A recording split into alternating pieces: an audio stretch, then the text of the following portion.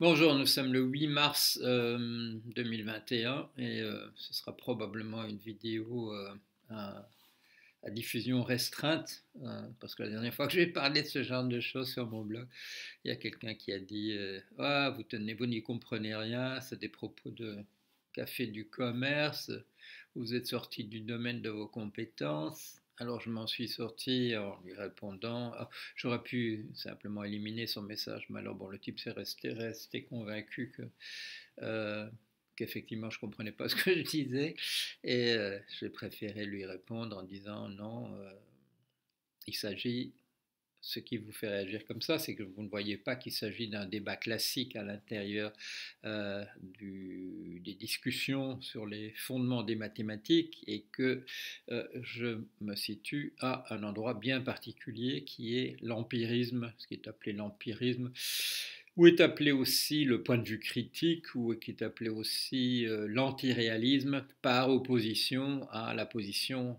platonicienne. Alors, euh, je résume, la position platonicienne, c'est considérer que le mathématicien est un explorateur dans un monde qui existe véritablement.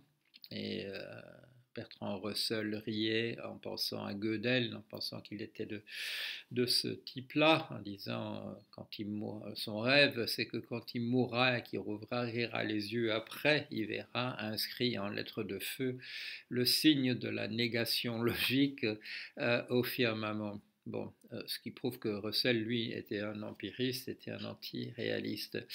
Les antiréalistes, les empiristes considèrent, à la suite d'Aristote, que l'activité mathématique n'est pas une activité d'explorateur, de découvreur de continents encore inconnus, que c'est une entreprise de type invention. On se définit un langage et on invente un certain nombre de choses dans ce cadre-là. Alors, ce que j'ai pu montrer dans comment la vérité et la réalité furent inventées, c'est que qu'est-ce qui guide le mathématicien pour ne pas faire absolument n'importe quoi, le platonicien. En fait, il est guidé par son intuition du monde réel, du monde, enfin, de la réalité objective telle qu'il la conçoit, c'est-à-dire qu'il a des intuitions. Et je mettais en évidence ce que je viens de dire, en m'intéressant à l'histoire du calcul différentiel, du calcul infinitésimal par Leibniz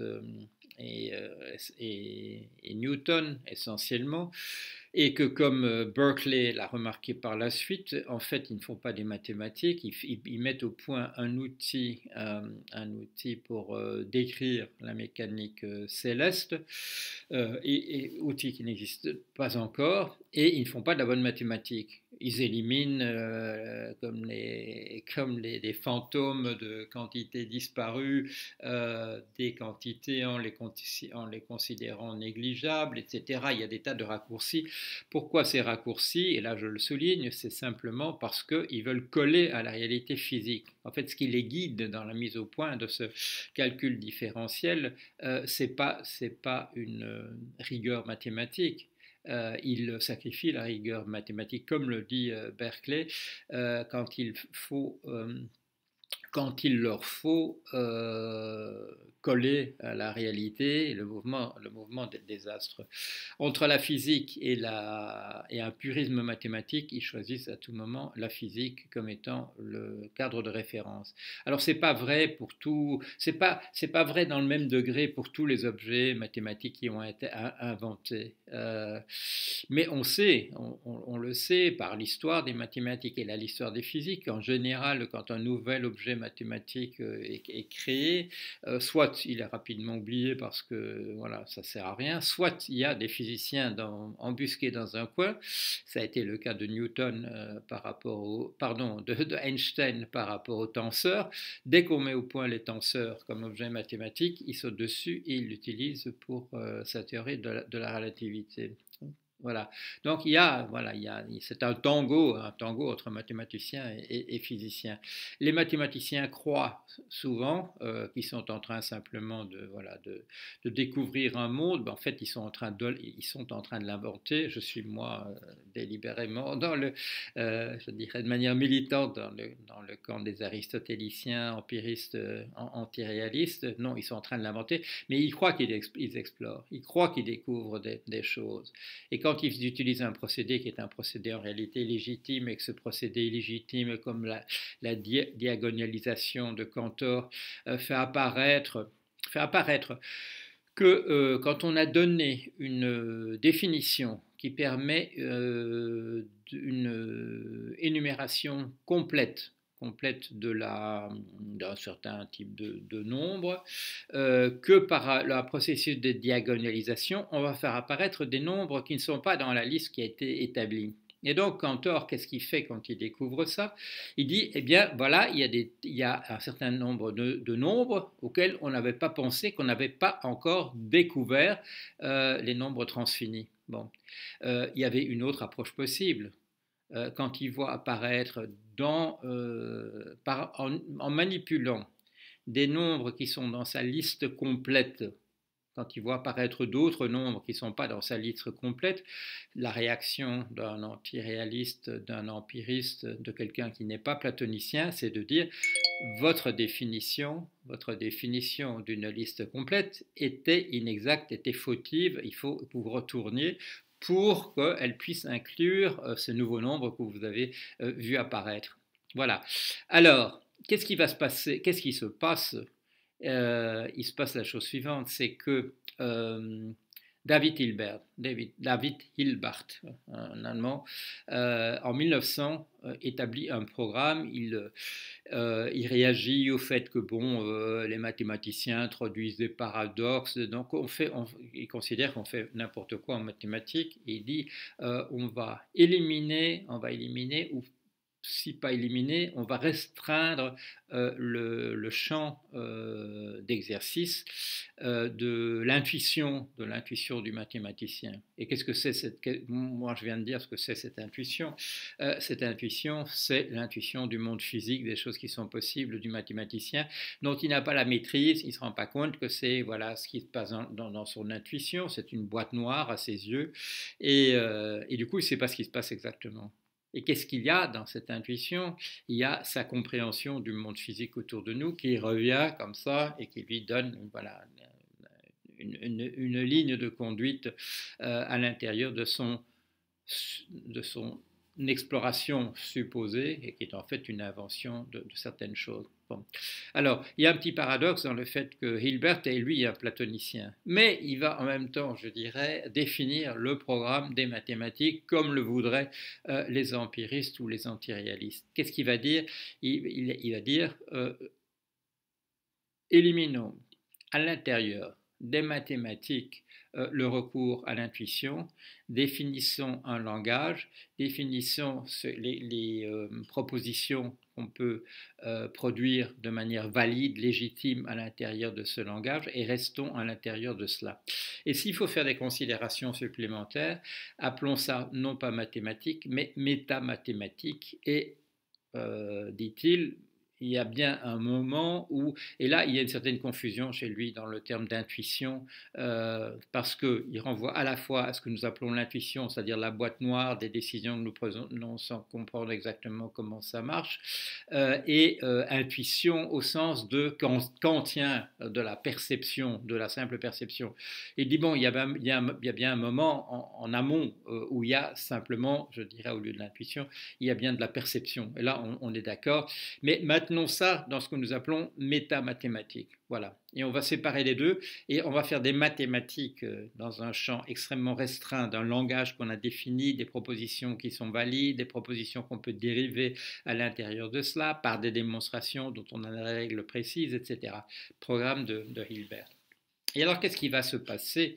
Et en fait, il y a un parallèle. Il y a un parallèle entre ce que je vais dire maintenant sur ce qui va se passer et ce qui s'est passé au XVIe siècle avec l'apparition de gens comme Kepler, de Galilée, ils vont faire un coup de force. Un coup de force, c'est-à-dire qu'ils vont remettre en question un certain nombre de choses qui avaient été établies par la scolastique, c'est-à-dire la distinction entre parler du réel, c'est-à-dire le monde tel qu'il est, voilà, d'une certaine manière inconnaissable, puisque, comme l'avait dit Kant, nous sommes outillés pour comprendre une partie de ce monde, mais nous ne sommes probablement pas outillés pour comprendre le tout.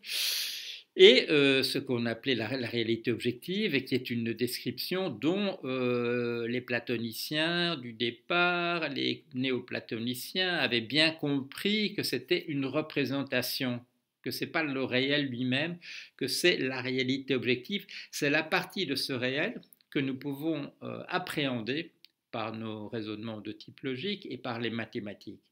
Et donc, il y a un reste, il y a une différence. Si vous faites être réel, c'est-à-dire voilà, le monde tel qu'il est, moins réalité objective, il y a un reste. Il y a une partie, voilà, une partie qu'on ne peut pas comprendre. Et par exemple, René Thom dira, c'est un certain nombre, nous sommes dans un monde à 4 dimensions qui apparaît non déterministe, mais le monde en réalité a davantage de dimensions que cela. Et donc la partie qui manque, c'est, disons, n, le nombre inconnu de dimensions, moins 4. Le reste, voilà, c'est ce qui n'est pas perçu, c'est le n-4, c'est les dimensions auxquelles nous n'avons pas accès dans la perspective de René Thom. Bon, alors Hilbert propose son programme, on va faire des mathématiques, et là, tout moment. On ne parle pas d'intuition, on ne parle pas de sens commun, comme le fera Turing dans son article de 1954. On ne dira pas il y a des choses que la raison ne peut pas percevoir, dans la conclusion de l'article de 54 de Turing. Non, on fait des mathématiques dans le cadre. C'est un jeu, c'est aux échecs. Aux échecs, on ne peut pas mettre une pièce dans deux cases, dans la même case. Des choses de cet ordre-là. On ne peut pas décider d'enlever certaines de ses propres pièces provisoirement de l'échiquier si elles n'ont pas été prises par l'adversaire, et ainsi de suite. Programme de Hilbert en 1900. Et vont apparaître, comme les Galilée, comme les Tycho Brahe, comme les Kepler, un certain nombre de gens qui ne vont pas respecter les règles qui étaient jusque-là. Je les appelle des jeunes Turcs dans comment la vérité et la réalité furent inventées. On va voir apparaître en mathématiques, vis-à-vis de ce programme de Hilbert, on va voir apparaître des jeunes Turcs, essentiellement Kurt Gödel, Alonzo Church, j'oublie le prénom de Kleene. Kleene, pour la personne qui retranscrira, je le précise, ça s'écrit K-L-2-E-N-E, Kleene, et Alan Turing. Bon, ce sont les gens qui vont dire qu'ils ont montré que le programme de Hilbert n'était pas faisable, réalisable. Ils vont montrer qu'il y a des incohérences, ils vont montrer que l'arithmétique est incomplète, comme c'est le cas ce sera pour le Gödel. Mais que vont-ils faire? Comment vont-ils faire pour le faire? Ils ne vont pas respecter les règles du jeu qu'avait défini Hilbert. Ils vont utiliser un recours systématique à l'intuition. Ils introduiront, comme le fera Turing, un oracle qui est une boîte noire pour des problèmes qu'on ne sait pas comment résoudre, mais on va faire provisoirement comme s'il y avait une boîte noire qu'on pouvait mettre là, et ça va nous permettre de définir différents degrés d'insolvabilité de problèmes, etc. On va utiliser les paradoxes de manière systématique et on va invoquer ces paradoxes et on va dire c'est la preuve de quelque chose. Et c'est exactement la chose que Hilbert avait prohibée. C'était parce qu'il y avait ces paradoxes, parce qu'on avait permis ces paradoxes, qui sont en fait, je vais dire ce que c'est ces paradoxes. C'est parce qu'il y avait ces paradoxes que Hilbert a établi son programme. Or, que font les jeunes Turcs, Church, Klein, Turing, Gödel? Ils font un recours massif à ces paradoxes. Ils considèrent, moi j'ai appelé ça l'autre jour, que il faut appeler ça quitter la route. Et qu'est-ce que ça prouve? Ça prouve rien du tout. J'avais dit, ça prouve simplement que le gars ne sait pas conduire. Dans le cadre défini par Hilbert, ils montrent qu'ils ne savent pas conduire. Mais ils vont affirmer qu'ils ont remis en cause, une fois pour toutes, le programme de Hilbert, en ne le respectant pas. Et qu'est-ce qui leur permet de faire ça? C'est parce qu'il y a un platonisme sous-jacent. Ils vont utiliser des modes de preuve qui sont de bonne qualité selon Aristote, de très mauvaise qualité selon Aristote, des choses qu'on ne devrait jamais introduire dans une démonstration mathématique, parce qu'ils ne font pas la distinction entre les différents types d'arguments et la qualité convaincante, persuasive, de conviction de ces types d'arguments. Pourquoi est-ce qu'ils ne le font pas? Parce qu'ils sont platoniciens. C'est-à-dire que comme ils découvrent un monde, que vous découvriez une nouvelle espèce de coccinelle dans la jungle amazonienne parce que vous étiez parti dans une expédition qui avait coûté 1 million à préparer pour rechercher cette coccinelle, ou que vous la découvriez par hasard en dessous d'une feuille, ça n'a pas d'importance, vous avez trouvé cette coccinelle. Et c'est ça qu'ils vont faire. Tous les procédés sont bons. Tous les procédés sont bons pour prouver que le programme de Hilbert ne peut pas être respecté. Résultat, c'est que quand on commence à poser, comme par exemple quand Stephen Cook produit son théorème, il le fait dans un cadre où on considère déjà comme admis les résultats de Gödel, les résultats de Church, de Klein et de Turing. C'est dans un cadre où on n'a pas respecté le cadre qu'avait défini Hilbert pour son programme, mais on considère néanmoins que le programme de Hilbert est irréalisable, alors qu'on est en infraction totale avec la définition qu'il avait donnée du problème. Alors, quand apparaît le problème P vs P et NP, est-ce que P est égal à NP? Ça apparaît dans un cadre en 1971 avec le théorème de Cook, où tous les procédés utilisés par mes jeunes Turcs, Church, Klein, Turing, Gödel, je ne vais pas tout le temps répéter la même liste, il est considéré admissible ce qu'ils ont fait. Alors, qu'est-ce que ça pose? Ça pose le problème de la validité de ce qu'ils considèrent avoir établi. Bon. Gödel, dans son second théorème, considère avoir établi la complétude de l'arithmétique. Et là, qu'est-ce que j'ai fait dans mon livre, Comment la vérité et la réalité furent inventées? J'ai pris systématiquement la démonstration de Gödel, de son théorème, et j'avais une boîte à outils dont je rappelle les éléments principaux. La critique de Perelman, qui fut mon professeur de philosophie à Bruxelles, grand logicien, qui avait critiqué la démonstration de Gödel en mettant en évidence qu'il avait réintroduit les paradoxes que Hilbert avait voulu qu'on n'utilise pas. La critique de Georges Théodule Guilbault, qui fut mon professeur à l'école pratique des hautes études, qui lui mathématicien, et lui ce qu'il reprochait essentiellement au théorème de Gödel, c'est que justement, comme pour ce que j'ai dit pour la diagonalisation, on travaille avec des définitions boiteuses. On dit voilà, je m'intéresse au nombre que j'ai défini de telle manière, mais en fait c'est une définition incomplète. On n'a pas dit véritablement tous les nombres qui seraient inclus dans ça, ou bien on en donne une définition purement dynamique. Et ça renvoie à la discussion classique à la fin du 19e sur l'infini. C'est quoi l'infini? Est-ce que c'est une vraie catégorie qu'on peut manipuler? Ou bien est-ce qu'il n'y a jamais, on reprend la distinction entre un infini en acte et un infini en puissance. Bon, on utilise les catégories aristotéliciennes de l'en-puissance et de l'en-acte. Et il y a confusion entre un infini en puissance et un infini en acte, c'est-à-dire qui est est en train véritablement de se réaliser. Un infini en acte n'est en réalité pas réalisable, puisque on ne peut pas faire une énumération.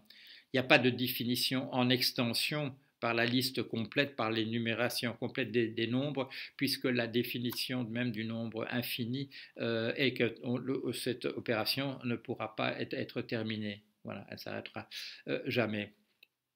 Alors, où est-ce que ça nous met vis-à-vis du problème P et non P? Il est bâti entièrement sur le fait que, voilà, que mes 4 jeunes Turcs auraient eu raison, auraient détruit le programme de Hilbert. En fait, le programme de Hilbert, il a une faiblesse, bien entendu, c'est qu'il dit on va quand même garder l'intuition, on ne peut pas s'en passer dans les métamathématiques. Mais je crois qu'il y a moyen de restreindre, même dans les métamathématiques, même dans la description de ce qui est fait, il y a moyen de restreindre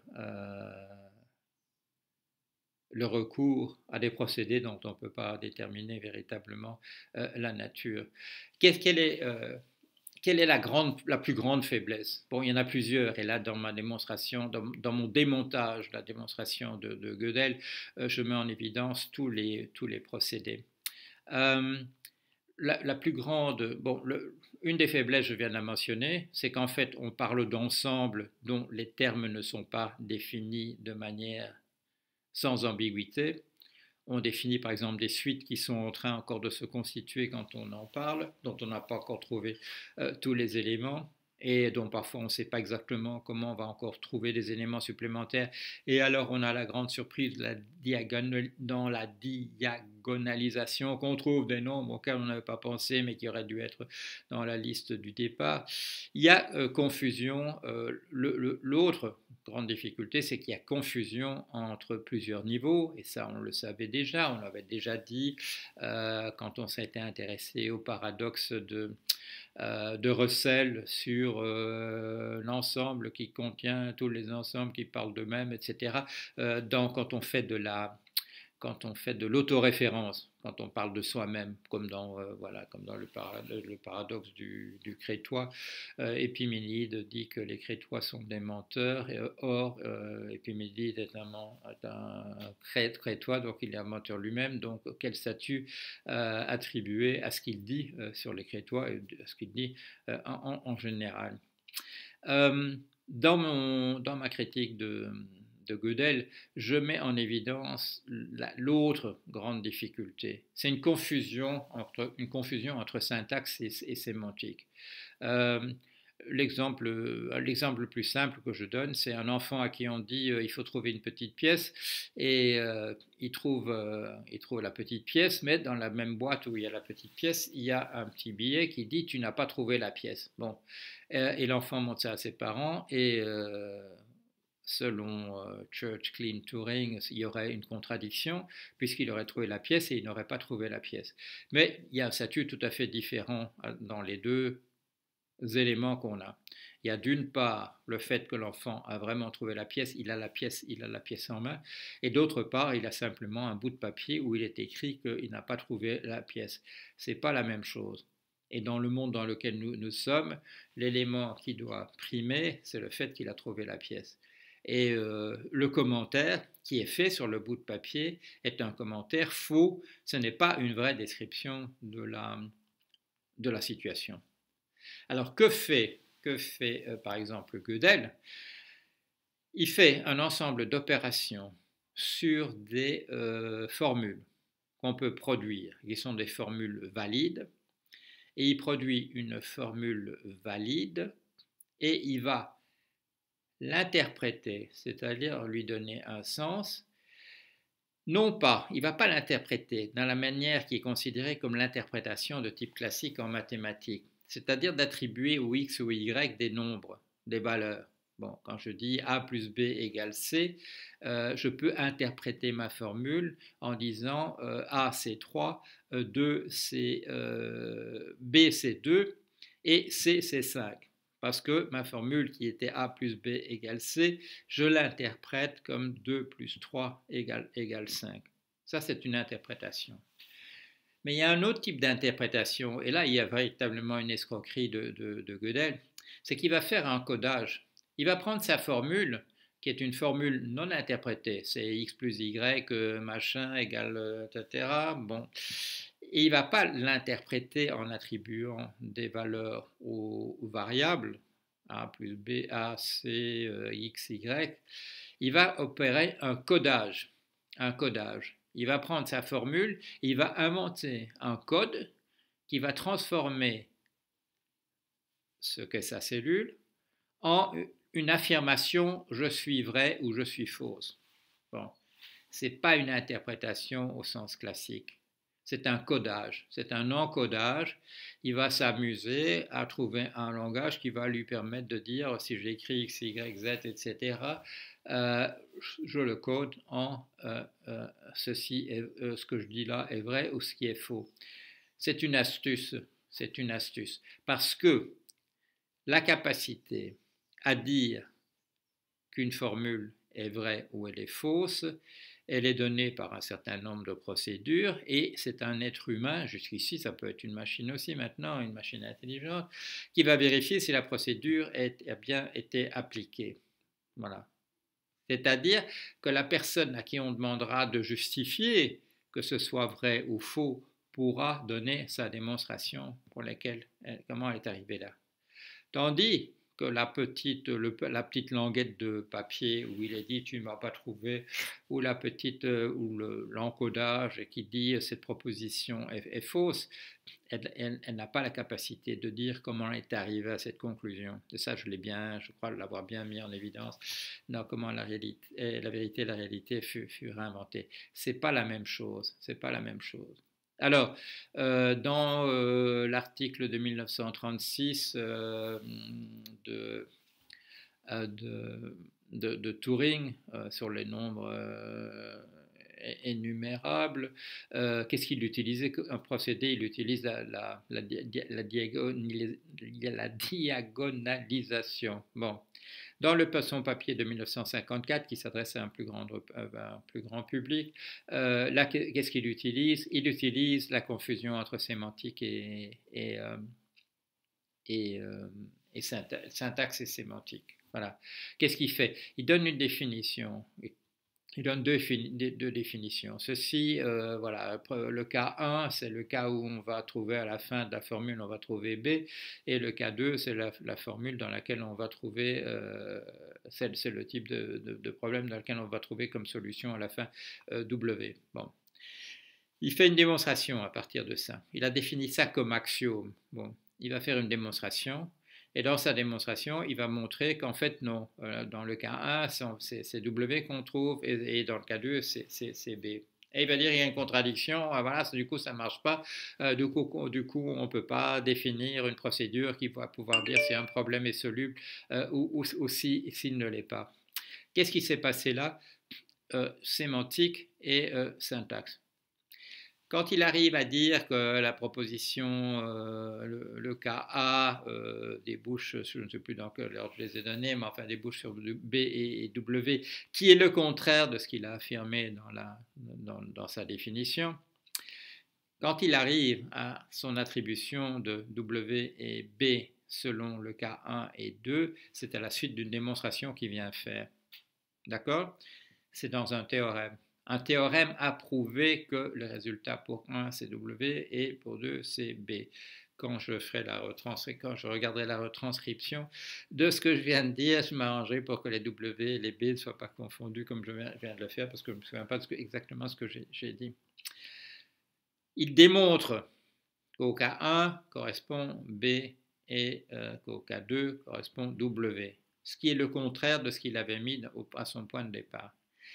Mais dans son point de départ, ce n'était pas un théorème, c'était une définition qu'on appelle en mathématiques un axiome. C'est-à-dire c'était une affirmation gratuite.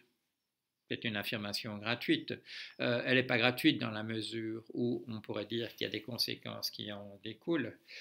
Mais dans sa démonstration, il n'utilise pas du tout le fait qu'il a dit que c'était B pour la solution A et W pour l'autre. Il ne l'utilise pas C'est un truc qui est écrit là, c'est du même niveau que la petite languette de papier dont la boîte couvre l'enfant qui dit en fait tu n'as pas trouvé la pièce. C'est du même niveau que ça. Ce n'est pas, il n'y a pas de moyen de le justifier. C'est introduit dans une définition. Et ce n'est pas utilisé, bon, il faudrait que j'en sois entièrement sûr, il faut que je refasse entièrement la démonstration, mais je mettrai ma main à couper, ou ma tête à couper, à ce stade-ci de ma réflexion, qui ne l'utilise pas dans sa démonstration. Et que par conséquent, c'est absolument indifférent qu'il ait mis le bon résultat au départ. Il n'y a pas, y a pas. Pourquoi est-ce qu'il fait ça? Pourquoi est-ce qu'il croit qu'il peut le faire? Parce qu'il est platonicien. Parce qu'il est platonicien, parce qu'il croit qu'il découvre un monde comme un monde où on découvre des nouvelles coccinelles, et voilà. Il ne prend pas au sérieux le programme de Hilbert. Il ne prend pas au sérieux le fait qu'il est entièrement lié aux définitions qu'il donne, et de savoir s'il est au niveau que Hilbert appellerait mathématique, ou s'il est au niveau que Hilbert appellerait métamathématique. Bon, ça fait partie des choses que c'est Kleene, Church, Gödel et Turing font. Ils n'utilisent plus du tout la distinction entre mathématiques et métamathématiques. Donc, de fait, ils ne peuvent pas réfuter le programme de Hilbert. Alors, quand on s'intéresse maintenant au problème non et non P, on est dans un univers où les platoniciens ont gagné pour toute la définition de départ. Donc, quand quand Cook commence son théorème et qu'il dit je peux utiliser la notion d'oracle de Turing, etc., les dés sont pipés. On est dans un monde mathématique incontrôlable. On ne sait plus si on est au niveau sémantique ou au niveau syntaxique. On utilise des procédés qui devraient simplement montrer que la définition de départ n'était pas la bonne.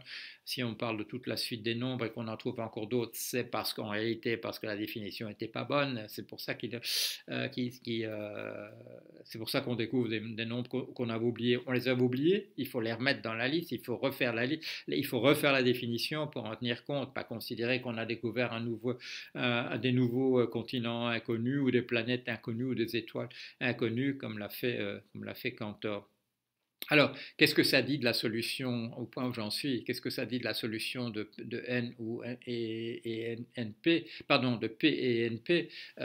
Ça dit rien du tout, ça dit que les règles du jeu sont inutilisables. Bon, alors j'aurais pas avec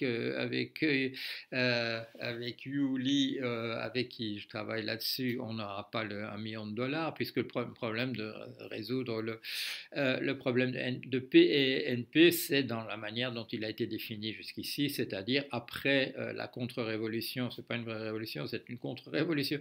Après la contre-révolution des 4 jeunes Turcs contre le programme de Hilbert.